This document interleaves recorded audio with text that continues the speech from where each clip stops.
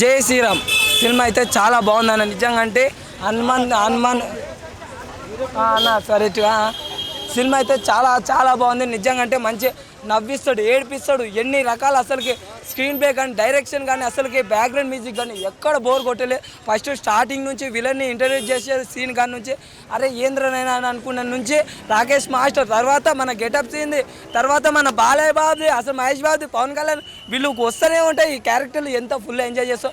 రవితేజ గారు dubbing scenes కూడా ఏమన్నా ఉంటుంది నెక్స్ట్ లెవెల్ అనిపించింది. అసలు తేజ సజ్జ ఇంత చిన్న ఏజ్లో కూడా ఇంత ద బెస్ట్ యాక్టింగ్ ఇచ్చింది అనిపించు. అసలు లవ్ స్టోరీ కూడా చాలా బాగుంది. 2025లో పార్ట్ 2 కూడా వస్తుంది. ఇప్పుడు రామ మందిరం ఓపెనింగ్ ఉంది కదా, అసలు ఇప్పుడు నార్త్ ఇండియా సైడ్ అయితే ఫుల్ ఆడుతుంది. అప్పుడు ఓం రావుత్ అయితే బాగా తీసలేడు కదా. జై శ్రీరామ్ సినిమా సూపర్ ఉంది. అందరు థియేటర్ ఖచ్చితంగా చూడండి. బీజిఎమ్స్ కానీ మ్యూజిక్ కానీ సినిమా అల్టిమేట్ ఉంది. చాలా బాగుంది అన్న సినిమా అయితే ఎక్స్పెక్ట్ చేయలే. చాలా బాగుంది సినిమా సూపర్. అందరు థియేటర్కి వచ్చి చూడండి ఖచ్చితంగా సినిమా అయితే. అన్న సినిమా పరంగా వస్తేనేమో చాలా బాగుంది అన్న. సినిమా పరంగా చాలా బాగుందన్న. బీజిఎం అన్నీ అసలు చాలా క్లాసిక్ ఉంది. అసలు ఫ్యామిలీతో చూడడానికి కరెక్ట్ పిక్చర్ అన్న.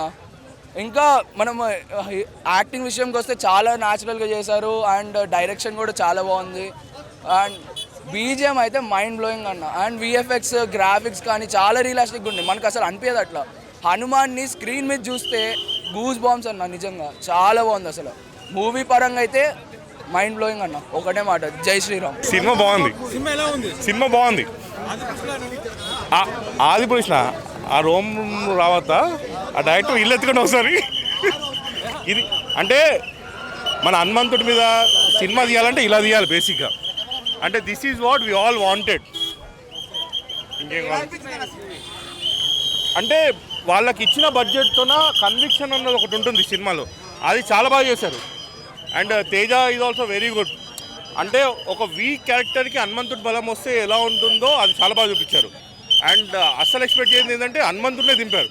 అసలు ఆ VFX is like goose bumps. Everybody got goose bumps. థియేటర్లో అరుపులు ఒకటే, ఇంకేం లేదు.